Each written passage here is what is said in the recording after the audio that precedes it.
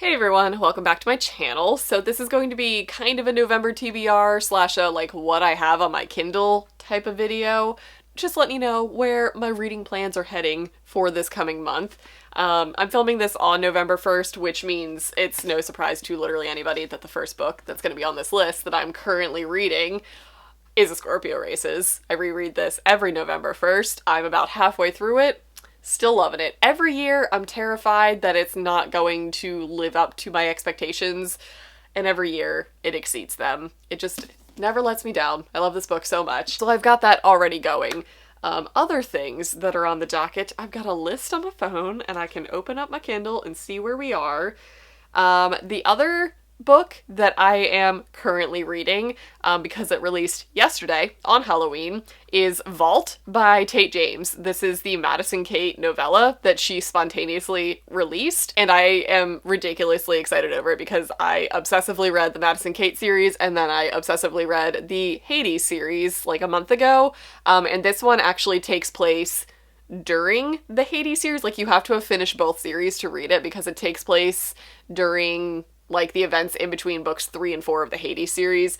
And it is so exciting to be back with MK's boys, just saying. They're my favorite out of the two series, so being able to read things from Steele's perspective is just chef's kiss. So that's exciting. Those are the two things that I'm currently reading. And now let's see, things that are on the docket.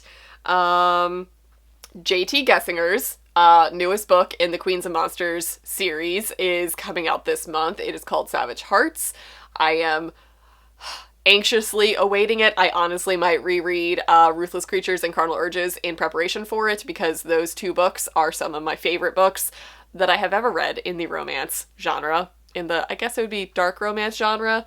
And I can't stop thinking about them. I read them like a month ago, and I already want to reread them, so I might do a reread of books 1 and 2 to get to book 3. Either way, at least book 3 is for sure on the TBR. And the only other for sure book that I'm going to be reading this month is Song of the Forever Rains by E.J. Mello, because this is the book that we are reading with my book club over on Patreon, and I am so excited to actually pick this up and read it with other people because this has been a book that I've had downloaded for a really long time, but just have never gotten to. But then I was like, this is the perfect book to read with a bunch of people because it's on KU and it's one of the rare KU books that has free audio attached to it. So whether you're an ebook reader or an audiobook reader or, you know, physical book reader, you could also just like buy the book. This is a dark fantasy romance. And I believe it is a standalone, but there is, I think, a trilogy that this is linked with where each individual book is a standalone story about each of the sisters. This one, I haven't been giving any synopsis, have I? Well, The Vault I did. Y'all know what Scorpio Races is at this point. Savage Hearts, I don't know what it's about, but the first two books were mafia romances, so I'm assuming that one is going to follow suit. But Song of the Forever Rains, all that I know, and I'm trying to go in as blind as possible, is a very like slow burn, easily digestible fantasy world, where I believe there are 3 sisters who are like super, super powerful, and they kind of take care of the kingdom, defend the kingdom, and this book in particular is following the youngest sister, who I believe her voice is her power, and based on the title, I'm gonna say she probably sings, so I'm getting like, not siren vibes, but kind of siren vibes. I know that her voice can basically like slay demons, and I believe that she comes up with this plot to essentially pose as like a potential bride for this king who there's rumors that he is like smuggling drugs into his kingdom, and she wants to investigate it, and along comes our love interest, and I know that it's slow burn. I'm very excited to get to this because everybody that I know that has read this book has given it 5 stars, and it's been a while since I've read like a superior actual fantasy romance. I don't really consider Savage Lands fantasy. I consider that kind of more paranormal dystopian, maybe. It doesn't feel like you're in a high fantasy world. So I'm reading that for sure this month. Okay, and now moving into potential mood reading things that I'm not obligated to read. Nope, I lied. I have 2 arcs that I want to read, but they don't have to be prioritized for November. They're later releases. The first one I am so excited for. It's Weather Girl by Rachel and Solomon. I'm dying to read this. I'm not going to read any of the synopsis. I'm going to go in as blind as possible. I'm assuming it has something to do with a weather girl. I don't know. But basically, The X-Talk is one of my favorite books of the year, and I still feel like it's one of the most, like, underhyped, least talked about releases of this year, and I thought this was fantastic. Rachel Lynn Solomon was originally, like, a YA contemporary writer, and she was pretty good. But then when she moved into the adult romance world, I was like, oh, this is where you belong. So, Weather Girl is her second, like, adult romance book, and I am so excited to read it. So, I do have an arc of that. I still do have an arc of Electric Idol by Katie Robert, the second book in the Dark Olympus series. This is the follow-up to Neon Gods. It follows Eros and... ooh, I forget now. It's not following Hades and Persephone anymore. It's following Eros and her one sister, I want to say.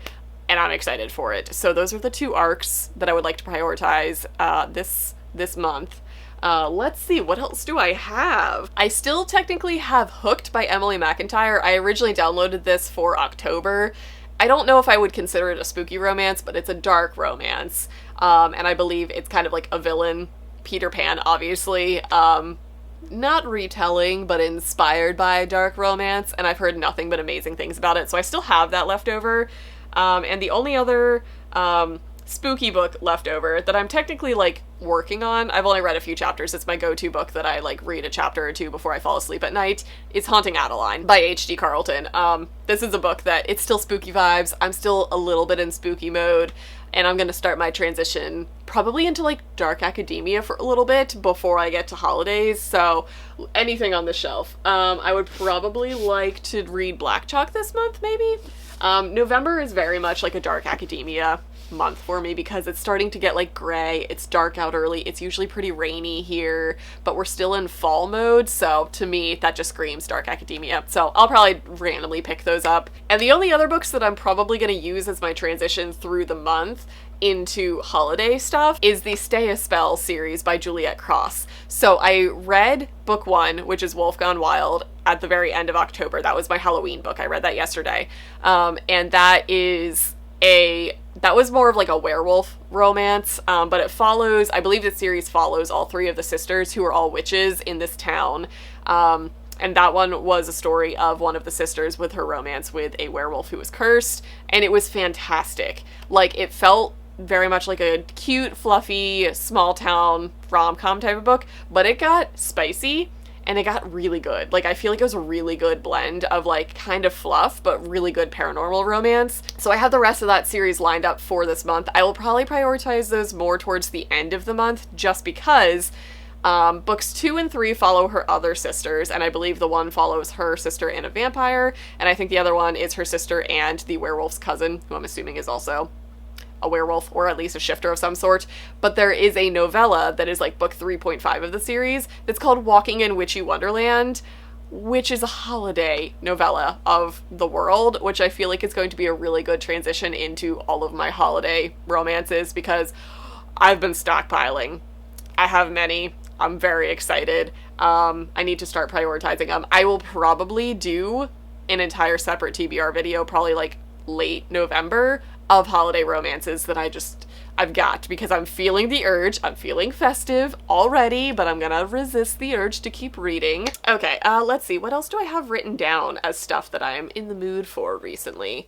Oh, okay. I want to get to Saint.